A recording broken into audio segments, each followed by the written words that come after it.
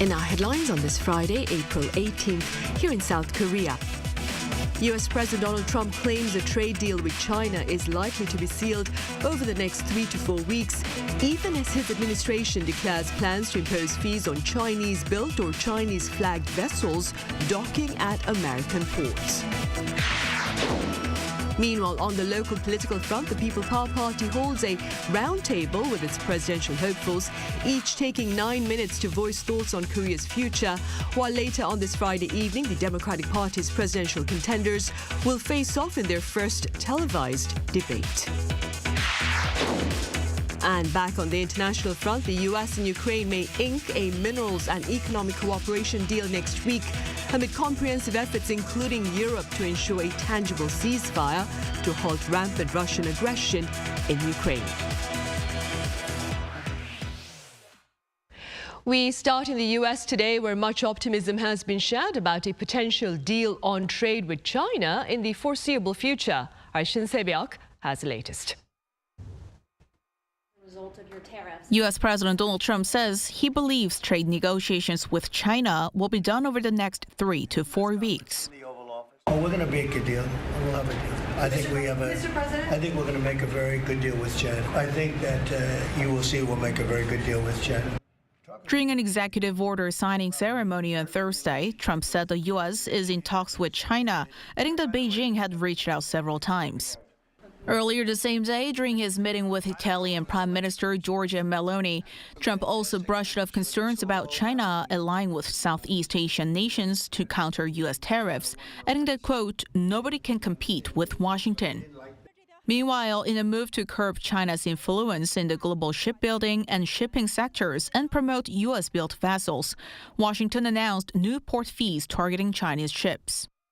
The U.S. Trade Representative's office said Thursday that port entry fees will be imposed on China's shipping companies, firms operating Chinese-built ships, and foreign-made car carriers.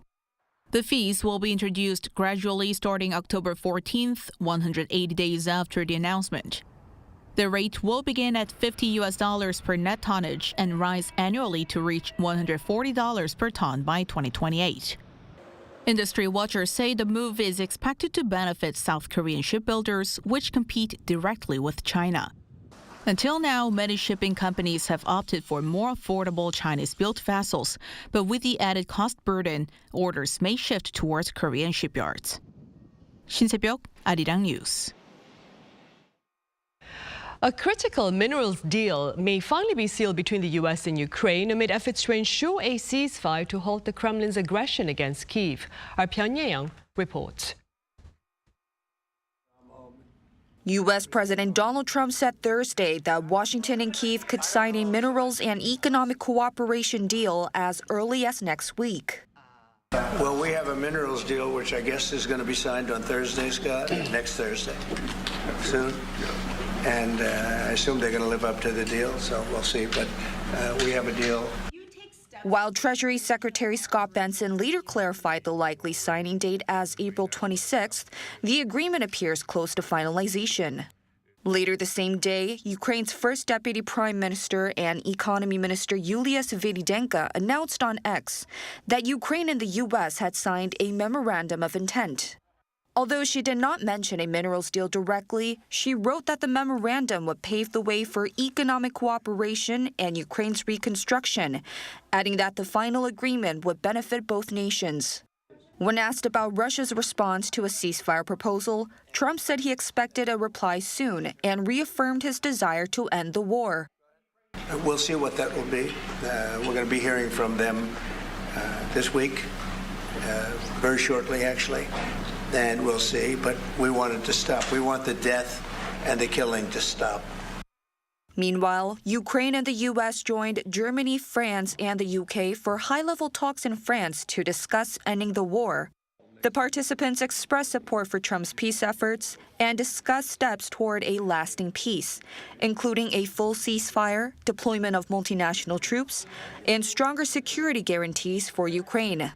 The five nations are set to reconvene in London the following week to move toward a comprehensive end to the Russia-Ukraine war. 변희영, Arirang News. And U.S. President Donald Trump publicly rebuked Federal Reserve Chairman Jerome Powell following the latter's remarks about inflation and growth concerns in the face of sweeping U.S. tariffs. Our Lee Sing-jae has details. U.S. President Donald Trump continued to increase the pressure on U.S. Fed Chairman Jerome Powell on Thursday, stressing that he should lower interest rates.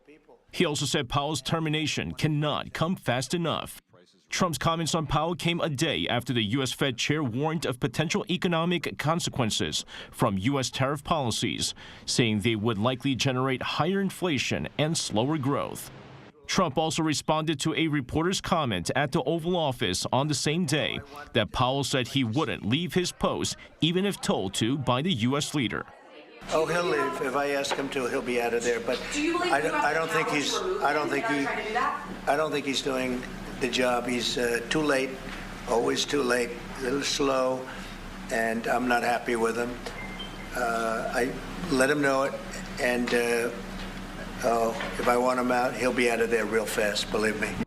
However, Powell's concerns appear to have been echoed by other central banks around the world.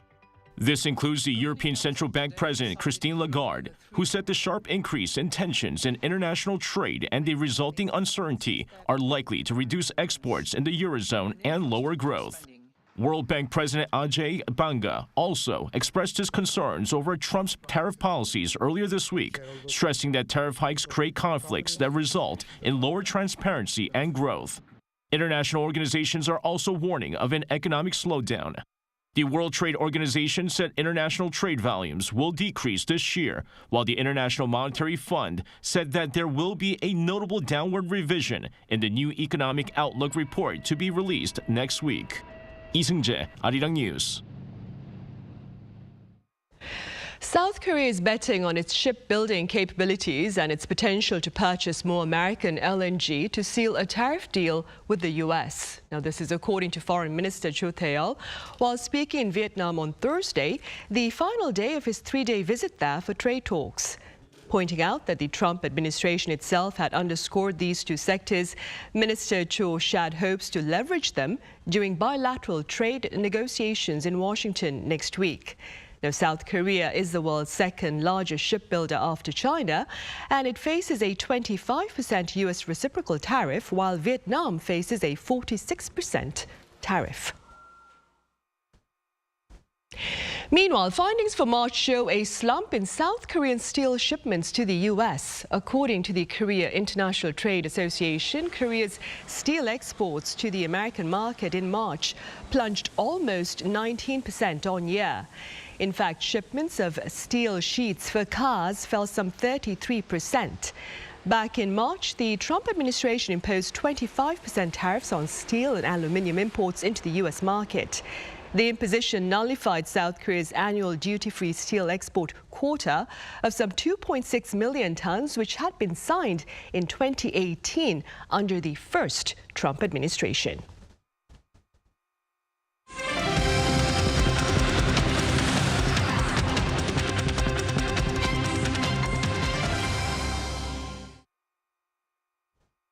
Acting President Han Duck-soo chaired an emergency cabinet meeting earlier on this Friday that approved the government's first supplementary budget in 3 years worth 12.2 trillion won, or some $8.4 billion. The extra budget will seek to address urgent national tasks, including wildfire recovery, disaster preparations, and trade, as well as AI competitiveness.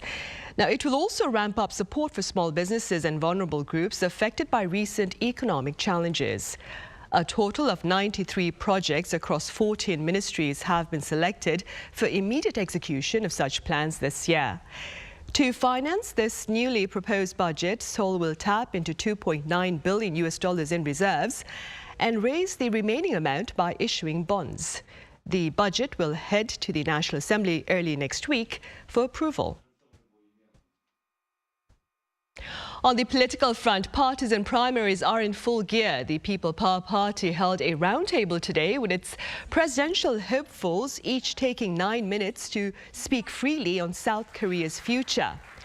Every PPP candidate also claimed that he or she was best positioned to defeat the front-runner of their rival party. Meanwhile, later on this Friday evening, the Democratic Party's presidential contenders will face off in their first televised debate. The 80-minute discussion is scheduled to start at 8:30 p.m. and will cover politics, the economy, foreign affairs and social issues. An unprecedented artistic endeavor has brought together space science and K-pop to result in a remarkable creation. Our Park Eun-woo covers this event.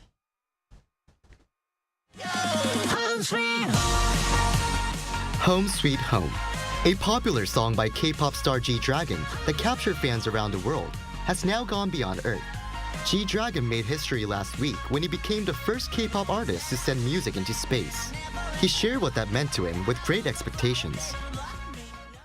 자세한 주소는 아니지만 받을 사람이 불분명하겠지만 누군가에게 보내놓으면 계속해서 떠돌다가 누군가에게 또 닿을 수도 있다는 그런 좀 기대, 희망, 설레임이 가장 크고. The beaming of the music into space was made possible by KAIST, Korea's leading science and technology institute, using its satellite technology. Radio waves once carried music through the air. Now satellite antennas are sending it into space. K-pop is no longer just a genre, but it may become a new form of communication with the unknown. An official from the institute spoke about the project's significance. This is meaningful as it fuses technology, media art and K-pop. It lets us dream about distant space and even the possibility of unknown life.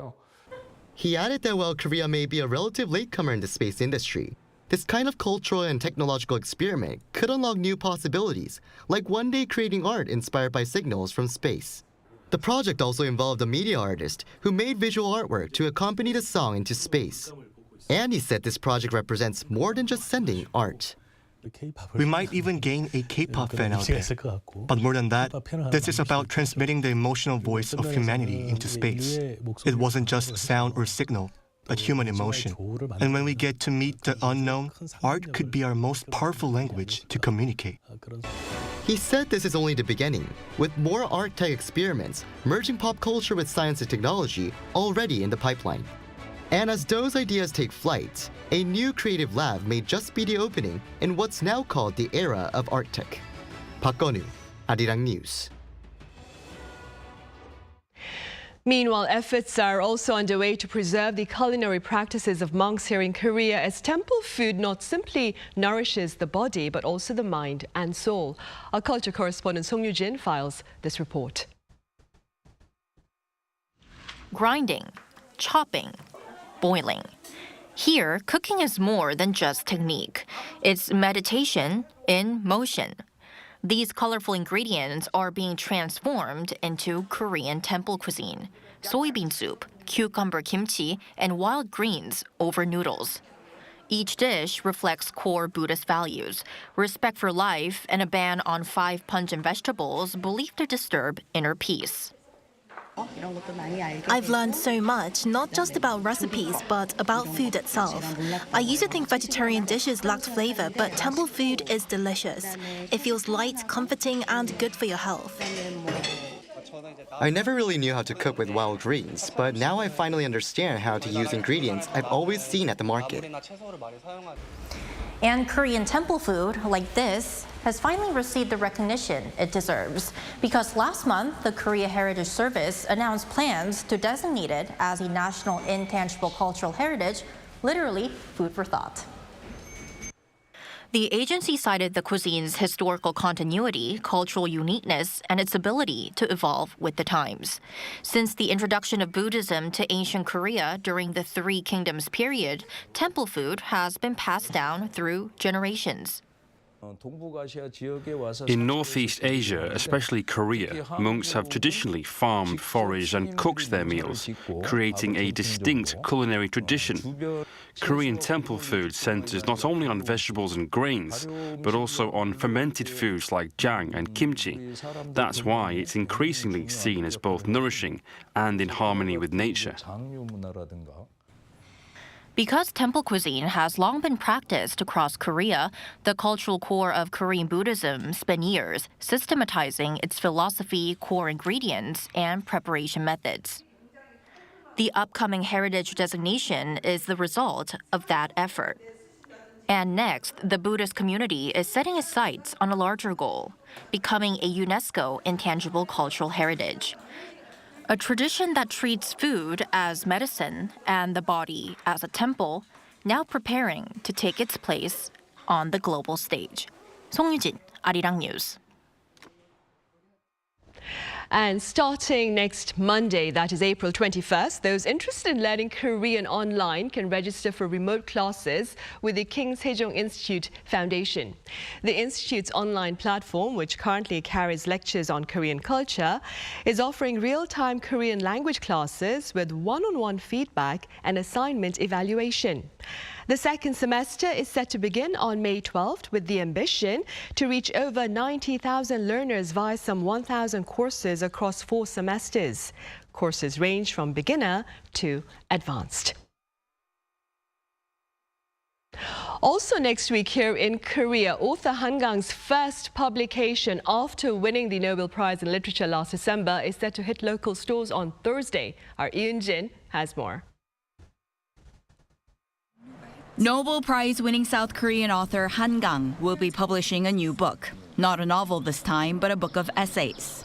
The collection is expected to feature about 10 pieces, including her Nobel lecture, previously published poems, and diary-like essays that reflect on her experiences with poetry, gardening, and the act of writing itself.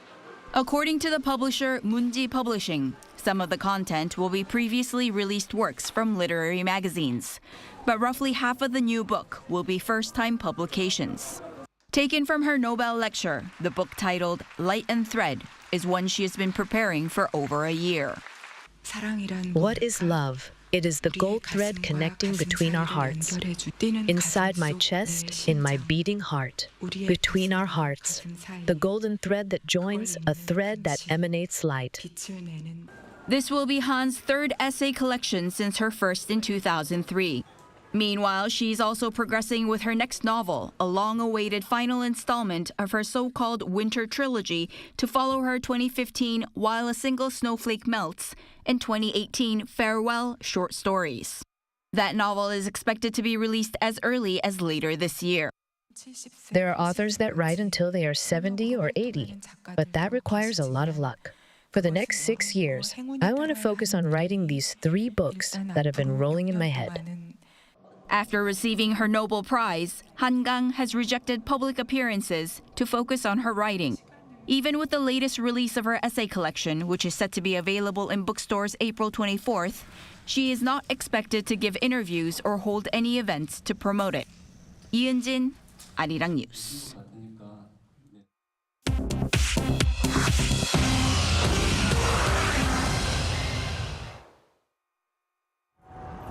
This is The World Now, bringing you the latest stories from around the globe. In the U.S., a shooting on Thursday at Florida State University has led to 2 deaths and at least 5 injuries. The suspect has been identified as a 20-year-old student at FSU and the son of a local sheriff's deputy. Authorities report that he used his mother's handgun in the attack. The incident began around 11:50 a.m. local time near the university's student union. There were 8 to 10 gunshots before responding officers confronted the shooter, who was shot after failing to comply with commands and then taken into custody. The 2 people who lost their lives were not students. One of the injured remains in critical condition. The motive behind the shooting is still under investigation. It was the second significant campus shooting at FSU following a 2014 incident at the university library. In Russia, the Supreme Court has officially removed Afghanistan's ruling Taliban from its list of banned terrorist organizations, a designation that had been in place since 2003. While the Taliban remains unrecognized as Afghanistan's official government, the ruling on Thursday local time reflects Moscow's intent to normalize ties. It also reflects efforts to collaborate with the Taliban to counter threats posed by Islamic State Khorasan, which has been responsible for deadly attacks in both Russia and Afghanistan. Russia's attitude toward the Taliban has changed over the past 2 decades. It was the first country to open a business representative office in Kabul after the Taliban's takeover, seeing the group as a strategic partner to advance its political and economic interests. In Italy, near Naples, 4 people died and 1 person was critically injured when a cable car crashed on Thursday. The victims included 2 British tourists, an Israeli woman, and the cable car operator. According to reports, the cable car crashed to the ground after a traction cable snapped during its ascent. The incident occurred on Monte Fado, a popular tourist destination known for its panoramic views of the Bay of Naples. Prime Minister Giorgia Meloni, who is visiting the U.S., extended her condolences to the victims' families from Washington, D.C., and emphasized the government's commitment to uncovering the cause of the tragedy. Finally, in the UK, author F. Scott Fitzgerald's classic 1925 novel, The Great Gatsby, has been brought to life on the musical stage in London's West End. While an official opening is scheduled for April 24th and previews began on April 11th, the show's launch event was held on Wednesday. The production features Jamie Moscato as Gatsby, Frances Mailey McCann as Daisy Buchanan, and Corbin Bleu as Nick Carraway, the narrator. After its Broadway run, the adaptation received praise for its vibrant energy and lavish production, allowing audiences to immerse themselves in Jay Gatsby's dazzling world through a theatrical experience. The musical will run at the London Coliseum until September 7th. 최지희, Arirang News.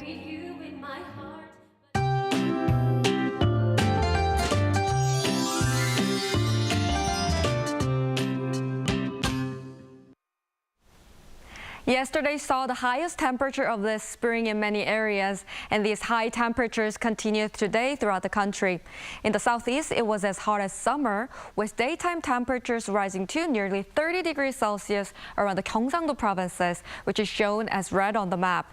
The temperatures will drop a bit with rain across the country tomorrow. Rain will begin in the northern parts of Gyeonggi-do province and northern parts of Gangwon-do province tomorrow morning, and rain clouds will spread across the country from the afternoon to the night. Loud rain is expected in the central parts of the country with strong gusts of wind and thunder and lightning. Tomorrow morning, Seoul and Gyeongju will start off at 14 degrees, Busan and Jeju at 15 degrees. Highs will move up to 19 degrees in Seoul and Busan, 25 degrees in Daejeon, Gwangju and Gyeongju. Warm conditions with daytime temperatures of around 20 degrees will continue for the time being. That's all for Korea. Here are the weather conditions around the world.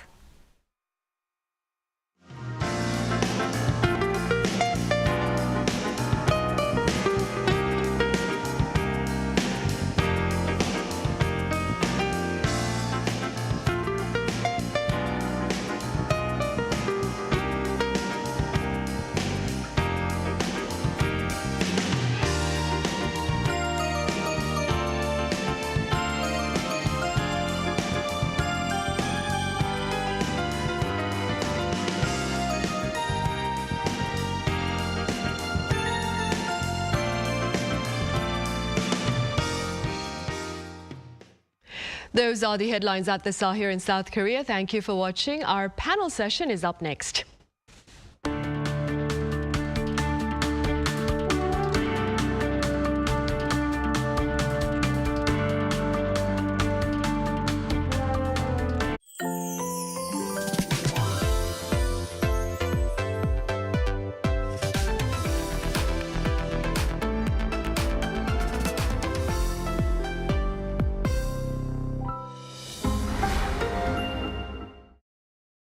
How to survive in Korea. Cafes. Step 1. Find a seat. Before ordering, find a seat. Laptop ID, smartphone, jacket, whatever that can mark your territory. But no bites. It's a little too big. Step 2. Pick up. We do not ask or call your name. We call out, B69번 고객님. The buzzer will vibrate when your order is ready at the counter. Wait, got your straw? Keep the top of the wrapper on. Doing this is more hygienic. Step 3. Cafe etiquette. If you need to use your laptop, find a seat next to a socket. No extra charge for using electricity. But if you're staying over 3 hours, how about ordering another drink or dessert? Step 4. Last bite standing. There's a mysterious custom in Korea. The last bite standing. When there's about 1 bite left of that cake, nobody will go for it. You might be tempted, but don't be hasty. Right before you get up, take the last piece, saying that you simply can't waste food, or just leave it. It will save a few calories. Did you survive at the cafe? Did someone behind the counter catch your eye? Go for the same drink every single day. 오늘도 아이스 말차 라떼 드실 거죠? You might make an impression.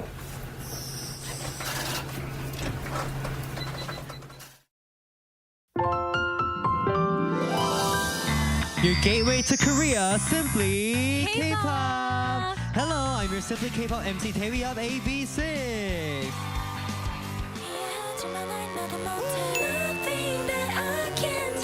Bring the beat back, back. My glitch when I snap, snap, snap. I run you like that, that, that, that, that. My glitch when I snap, snap, snap.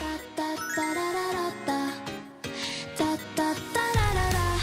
한입 더 switch, 놓쳐버려 해도 이만 가득 난 넣는다면 lock out. I wanna see more, too much. 망설임 없이 몸을 던져 go, go, go, go, go. I'm getting here now. Make it shine, shine, baby. 겁이 없지, 우리 계속 달려. 이제 더 거치게 더 쏟아. That's how we play. 우리 적당히를 몰라. Move out the way. 겁없이 난 찾을래. It's my motto. 숨겨온 진짜 세상에 펼쳐. And this week's Simply K-pop Gateway to Korea. Don't miss out.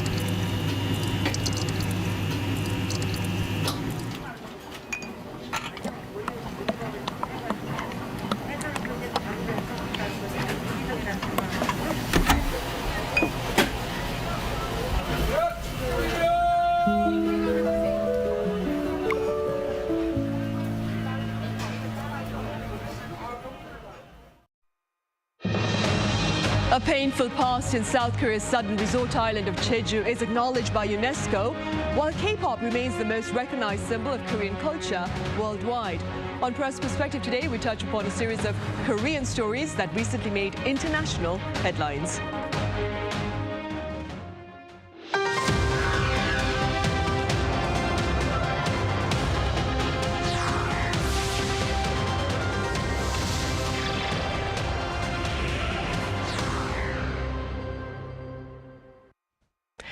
Hello, welcome to Press Perspective for April 18th here in Seoul. I'm Min San-hee. It's Friday and time for our talk on various matters of social interest here that made foreign headlines as well. For more on this, I have Chloe Bognon with French broadcaster France 24 here in the studio. Chloe, it's been a while. Welcome back. Hello, thank you for having me. I also have writer Colin Marshall with the pundit's take on today's issues. Colin, I understand you were in Canada. Yes, I've been back almost one day. I'm fresh off the plane. Right. And now that you're back, Colin, let's start with details about a rather painful chapter in history over in Korea's southern island of Jeju that recently received UNESCO recognition, that is. Let's start with the Jeju April 3rd incident, Colin. What is that and what's the relevance of its listing on UNESCO's documentary heritage? The April 3rd incident is one way of describing it. People also in English say it's a massacre or an uprising. As with incidents of this kind, they go under various names depending upon how they've been framed over the years. But this happened in 1948, and to sketch a brief history here, 1948 was the year that the Republic of Korea, South Korea, was coming into being. The peninsula, the Korean peninsula, was divided after World War II, of course, with above the 38th parallel, the Soviet Union running the show, and south of it, here where we are, the United States. And in 1948, there was an election scheduled in May of that year, only to be held in the south, only to be held in the half of the peninsula being run by the U.S. or sort of overseen by the U.S., with the Korean government below it as well. And this election would make the divide, well, I wouldn't say permanent, but it would entrench it more because it was going to be held only in the south. This was to be an election for what would become South Korea. It would form South Korea. And Jeju Island was home at that time to many groups who did not particularly like that, who were against this entrenchment of the divide between North and South.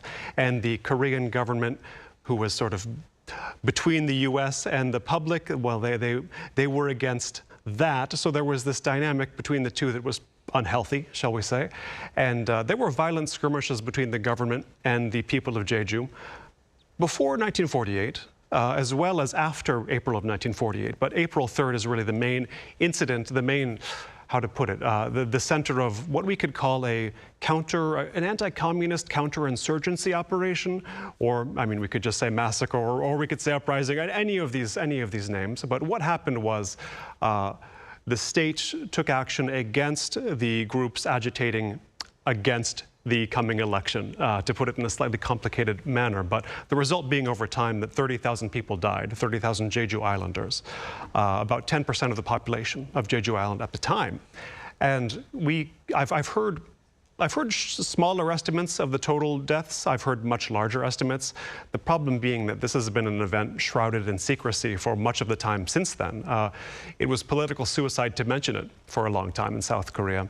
And it was knowledge of it, or sort of propagation of knowledge of it, was actively suppressed by the state.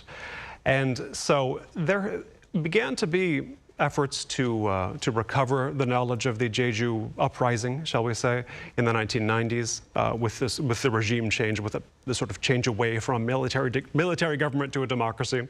And in 2003, President Roh Moo-hyun actually issued a formal state apology for what happened on Jeju in 1948.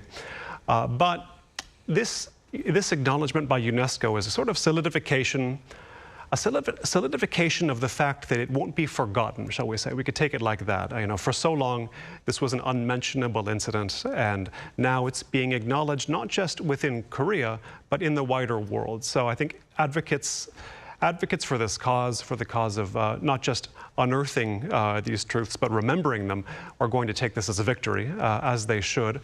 But as well, it's important to remember what context this happened in. You know, the ideology active in South Korea at that time was anti-communism, and it was a new ideology at the time, and new ideologies can demand demonstrations, and it received an excessive demonstration in the events of the Jeju incident, massacre, uprising, whatever you want to call it. So this is a framing, I think, that is stripping away some of the ideological exigencies of the time, and I think we can come to see it more clearly at this point and, you know, going forward. Right. And Chloe, a special exhibition is being held in Paris to commemorate the painful events listing on UNESCO. What has been the response to the exhibition in Paris? Yeah, so the exhibition in Paris is called Jeju 4.3 Archives. It was first held until the 15th. It was held at the Cité Universitaire, so that's an open campus in Paris where people could come and see the exhibition. And now it's been moving around to go to the cultural center of South Korea that's in the center, in the earth of the city. So it's interesting to see that the description of the exhibition is, as Colin mentioned, they are saying that it's to show how the island is healing and to protecting this memory, because as you were saying, it was for a long time not possible to speak about it, not possible to show anything about it. So it's interesting to see that's what the exhibition is kind of showing now to the French people, is explaining in a chronological order what happened, but also how it's been studied and shown. So there is nearly 15,000 documents actually, so judiciary files and press articles, testimonies, some books also are there. I saw, when checking to see what French people were thinking about the exhibition, one person who made the parallel with the book from Kang, I Do Not Bid Farewell, which is a book that received a good was well welcomed in French because it won the Médicis Prize in 2023, and she's speaking about Jeju and about the Jeju incidents.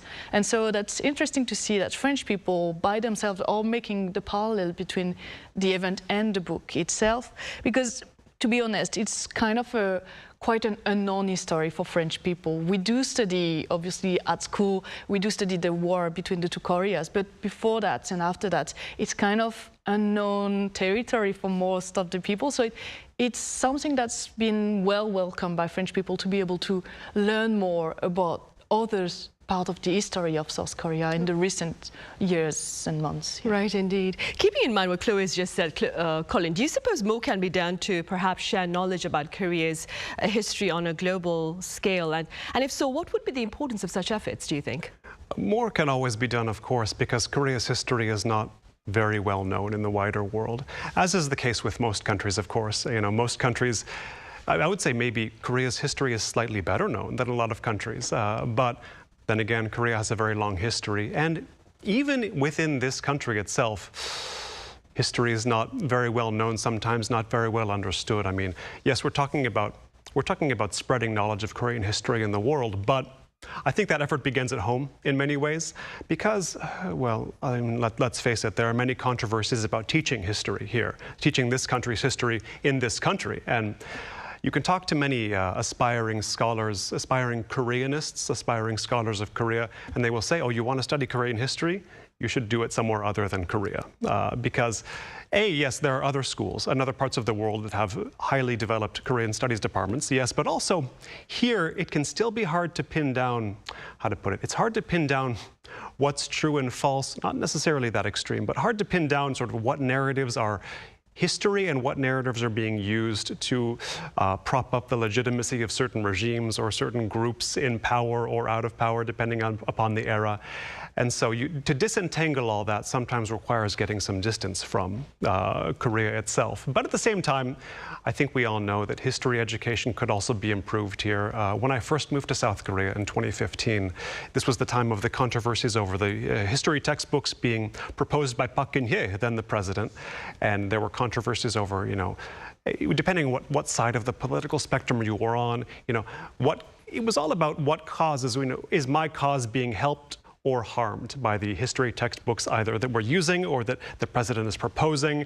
And it always comes down to that. It's never so much about what's true or what's being laid out chronologically. And this is something that a lot of foreigners in Korea struggle with. You talk to Koreans about history and there are big gaps and people never present anything in chronological order, and knowledge gets mixed up with historical dramas which take enormous liberties. So yes, the history itself and what history is enabling, what it legitimizes, who it empowers and who it doesn't. These are questions that all have yet to be fully disentangled from one another in Korea, unfortunately. So start with that and then maybe get to work on clarifying historically accurate narratives to put out there in the world. So not only does charity start at home, history education also needs to start at home. Indeed. Indeed. Meanwhile, Chloe, findings for this year show that K-pop, it remains the most recognized symbol of Korean culture worldwide. Could you tell us a bit more about these particular findings and what are your takeaways from it?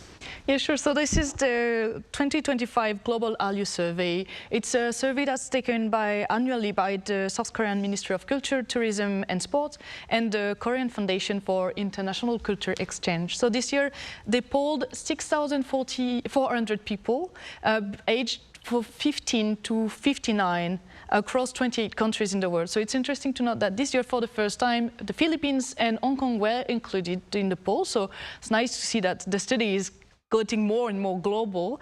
And yes, for the 8th consecutive time, K-pop is considered as the first ID that people will link to South Korea. When you ask them, South Korea, K-pop is the first one for most of the respondents. Second will be food, then dramas, beauty products, and then movies. It's interesting to see also that in K-pop, BTS is still #1 group, even though at the moment they are in a hiatus because the members are, for some of them, still in the army. But they are still #1 when you ask people who is the main group you're thinking about. Then it's Blackpink, then IU, Psy, and Twice. And so what are my takeaway from this is we can see how strong the soft power is from the Hallyu wave here in South Korea. And I think it could be used quite a lot. I know that it is used. I mean, the Hallyu wave is really used here because cultural products are interesting to foreigners. I know we've been talking already a few times about is K-pop at a standoff and is it going to go down? But if you see, BTS is still #1 group, so what could happen once they all finish the army this summer? I mean, we're probably going to see a boom again if they start again going for concerts and everything. There's also the question of, can we use this cultural powerhouse for diplomatic effects? You know, we're speaking about trade wars and everything. Can Korea also use this weapon, kind of? And then there is one thing that's for sure, is that the cultural powerhouse can be used for economic, for sure, because those consuming Hallyu products have said in the survey, 58.9% of them say that they are more ready to buy South Korean products or services because they've been consuming some content. So, you know, this is already a big consequence for South Korea economy. Right. Colin, Chloe mentioned BTS as well as IU. Now, IU's drama on Netflix, Life Gives You Tangerines, I believe. Have you seen that? Is that the English translation? I've been watching it, yes, Life, but I didn't realize it. Tangerines, or you can get funny. tangerines from life, something like that. It's quite I've seen interesting, a couple but episodes. something about life and something about tangerines. Speaking about that, Korean screen productions on Netflix, they are the second most watched content on that streaming platform after the US. I believe the UK and Japan, they rank 3rd and 4th respectively. What do you suppose is relevance of this particular ranking for South Korea? Well, it does show you the power of the Korean entertainment production industry, that's for sure, that it can produce so much volume. And this is, of course, a country where there are many networks who have their own dramas, for example. But then Netflix has become almost another network, in effect, another Korean network, because you see, there's a drama like Squid Game, to name the most famous example, which is a Netflix show. It's Korean, but it is also a Netflix show. And there have been others, Hukbaek Yorisa, the cooking show, which is culinary class wars, right? Okay, there we go.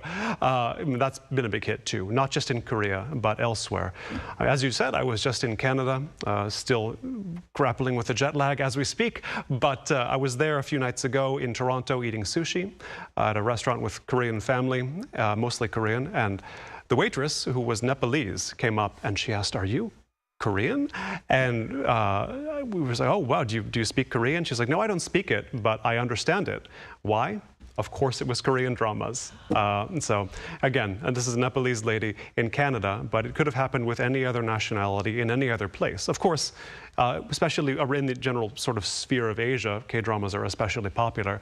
But it wasn't a surprise. You know, none of us were surprised to hear that it was dramas that gave her enough Korean to understand what we were speaking, if not what exactly we were saying, that we were speaking Korean. Now, I used to live in Los Angeles, and when I hear from sort of entertainment industry related people in the industry, as they say there, they have a lot of complaints these days about how it's become so expensive to produce anything in Hollywood You think movies and TV have got to be shot elsewhere. You hear a lot of shoots in Spain and places like that these days. But also just the amount of money you can get from studios or from content platforms like Netflix, it's not meeting the bills these days. So it seems like Hollywood is headed for a crisis point in that sense. It's getting too expensive to make content, and the platforms don't want to pay much for it.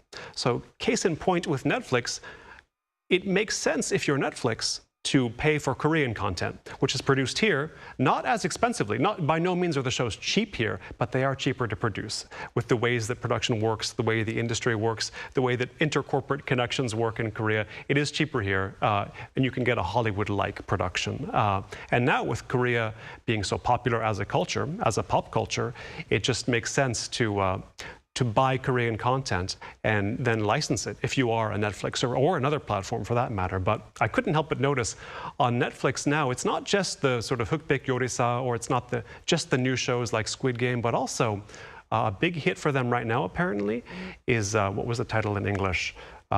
It was 사랑의 불시착, Crash Landing on You, which is about 6 years old now. But that is still a hit for them, and they're not paying that much for it, I'm sure. So there's a certain cost effectiveness to this as well on Netflix's side. But Korea benefits. Right. Now, beyond Korea's entertainment content, Chloe, CNN, it recently covered Korea's tourist information centers, calling them top tourist attractions as well. Could you tell us a bit more about this particular coverage by CNN? Yeah, sure. In the article, they were speaking especially about the moving tourist info centers. So that are the guides, or if you've been to Seoul already, in any touristic place, you can see them. They're all dressed in red with the cowboy hat thingy, and they are quite there advertising, asking people, do you need help in different languages? So when I'm passing by them, they're all speaking to me in English, but I've seen them speaking in Japanese, in Chinese, obviously in Korean as well, kind of trying to attract the tourist if they need help. So I'm not a tourist, so I'm mostly politely declining it, but just it's interesting to see that they're here to help, and they're proactively offering their help to get the people to come to see them, even if they're a bit shy. In the article, CNN is saying that in South Korea, there used to be 300 tourist information centers in 2015, and there are now 638. So this guides people are considered as a tourist information center moving around. But it's interesting to see that they're making comparison with Europe. And in Europe, for example, in France, in Paris, they're closing down the tourist information centers. They are mostly moving everything online, saying that if people want information, they will mostly turn towards social medias or, Googling stuff if you're searching. So they are putting all the money and all the efforts on the online presence rather than real-world presence here in Europe. And the CNN article was mentioning it, saying that it's mostly linked to the fact that in Europe, foreign tourists in Europe are trying to get mostly self-guided experience. So if I want, as a French person, to go in another country or in another place, I'll just buy a guide by myself, have a look at it before, and then once I'm there, I'll just take my phone and be 5 best place to eat in Busan, for example, stuff like that. And that's the way European tourists are working at the moment. Right. Colin, how do these then offline tourist information centers, how do they impact, you suppose, the overall tourism experience here in Korea? Well, the question to ask first for me is how many tourists actually use them. And it's thinking about a question like this, in some ways I'm not the right person to ask because I've never been a tourist here myself. So I have to ask people who do come as tourists. It's like when someone asks me, how is people's English in Korea? I don't really know because when I leave the walls of Arirang, I don't really use it on the streets. But I did come back, as you say, from Canada recently, just yesterday. And in the airport, I saw a sign advertising transit tours, which means if you're just making a transit stop in Korea, if you're going someplace else, you're still offered for your layover there, whether it be overnight or just a few hours, the chance to be shown Korea. And as you know, in Incheon Airport, there are these exhibits and cultural sights and sounds you can take in right there in the airport. And even if you're not a tourist, or you don't plan to use these facilities, it is kind of nice to see that they're there. You do feel like the effort is being made.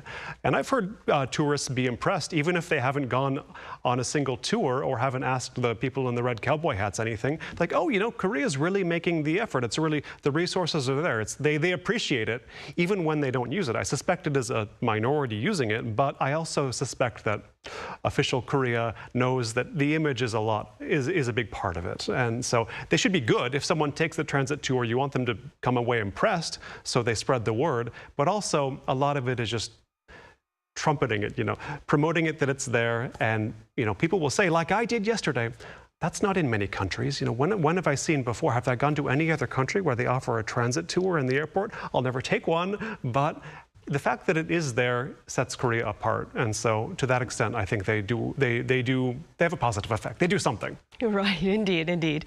Chloe, I believe we have like about a minute or two left, and I should have actually asked you this earlier when we were talking about Korean screen productions for the small screen, that is Netflix. Now, despite its popularity on the small screen, Korea's screen productions for the big screen, like movies, I understand they'll be absent from this year's Cannes Film Festival. Could you tell us a bit more about this?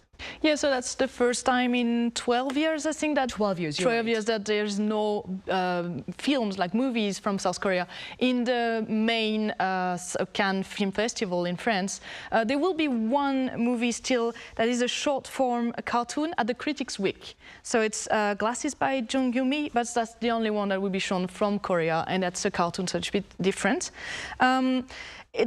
Korean film have been here consistently since 1984. Obviously, the peak, like the main thing, was when Bong Joon-ho won the Palme d'Or in 2019 with Parasite. So why is there no one this year? So is that lack of creative risk, a space for creativity is not there or not? It's hard to know. I would say I have read an article from the Chungang Daily who was explaining that it's hard for new filmmakers to emerge at the moment in South Korea because there is a lot of competition. To make it very short, they were saying everything in the indie scene is happening in Seoul where the competition is strong, so it's hard to rise out of the rest of the teams. But according to me, it's not to worry. Like, if the first year, if it happens 2 years in a row, we might have to question it. But for now, I mean, awaited movies have been postponed because they were not finished at the time. So we have some strong contenders that will come next year and that might be there lined up for Cannes Film Festival for 2026. But not to worry for now. Fingers crossed for that. Yeah. And on that note, we'll end today. Thank you so much for your thoughts, Chloe, and thank you very much for your insights, Colin. Thank you. Right, well, those are the latest stories here that made headlines elsewhere as well. Thank you for watching. Have a great weekend. See you same time next Monday.